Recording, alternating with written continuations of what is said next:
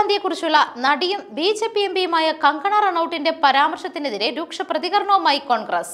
ഒന്നുകിൽ കങ്കണ ആരോപണം തെളിയിക്കണം, അല്ലെങ്കിൽ നിയമ നടപടി നേരിടാൻ തയ്യാറായിക്കോ എന്നാണ് ഹിമാചൽ പ്രദേശിലെ പൊതുമരാമത്ത് വകുപ്പ് മന്ത്രി വിക്രമാദിത്യ സിംഗ് പ്രതികരിച്ചത്. ഹിമാചൽ പ്രദേശ് സർക്കാർ ദുരന്ത നിവാരണ ഫണ്ട് സോണിയാഗാന്ധിക്ക് വകമാറ്റി നൽകുന്നു എന്നതായിരുന്നു കങ്കണയുടെ ആരോപണം. കേന്ദ്രത്തിൽ നിന്നുള്ള ഫണ്ടോ സംസ്ഥാനത്തിന്റെ വികസനത്തിനുള്ള ഫണ്ടോ സോണിയാഗാന്ധിക്ക് നൽകുന്നു എന്ന് പറയുന്നതിലും വലിയ വിഡ്ഢിത്തം വേറെ ഇല്ല എന്ന് മന്ത്രി പറഞ്ഞു. ഒരു രൂപയെങ്കിലും ഇത്തരത്തിൽ വകമാറ്റിയതായി തെളിയിക്കാൻ കങ്കണയെ പരസ്യമായി വെല്ലുവിളിക്കുന്നു. അല്ലെങ്കിൽ ഇത്തരം അടിസ്ഥാനരഹിതമായ ആരോപണങ്ങൾക്ക് സോണിയാഗാന്ധിയോട് മാപ്പ് പറയണമെന്നും വിക്രമാദിത്യ സിംഗ് ആവശ്യപ്പെട്ടു.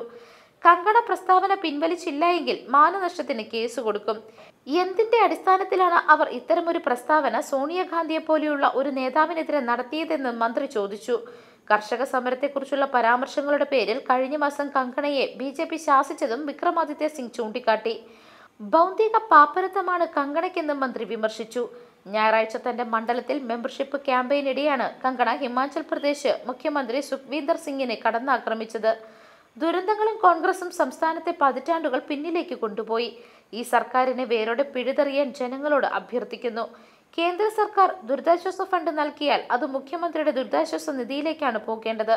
എന്നാൽ അത് സോണിയ ദുരിതാശ്വാസ നിധിയിലേക്കാണ് പോകുന്നതെന്ന് എല്ലാവർക്കും അറിയാമെന്നാണ് കങ്കണ ആരോപിച്ചത്. ലോക്സഭാ തിരഞ്ഞെടുപ്പിൽ മണ്ഡി ലോക്സഭാ സീറ്റിൽ എതിരാളിയായിരുന്ന വിക്രമാദിത്യ സിംഗിനെയും കങ്കണ പരിഹസിച്ചു. News desk മെഗ്നവിഷൻ.